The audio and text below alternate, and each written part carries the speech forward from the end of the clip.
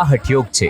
કડકડતી ઠંડીમાં ઠંડા પાણીના 51 ઘડાથી સ્નાન કરનારા નાગા સાધુ પ્રમોદ ગિરી અટલ અખાડાના છે।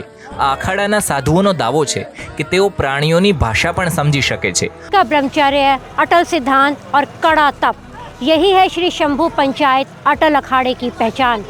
हालांकि આની સ્થાપના 569 ઈસવીસનમાં ગોંડવાનામાં થઈ હતી। અહીંયા કોઈ પણ ઉંમરે દીક્ષા લઈ શકાય છે, પરંતુ નાગા સાધુ માટેની દીક્ષા 12 વર્ષ પછી કુંભમાં જ થાય છે। અખાડાના કડક નિયમો અને ત્યાગની મુશ્કેલ કસોટીને કારણે આમાં નાગા સાધુઓની સંખ્યા ધીમે ધીમે ઘટી રહી છે।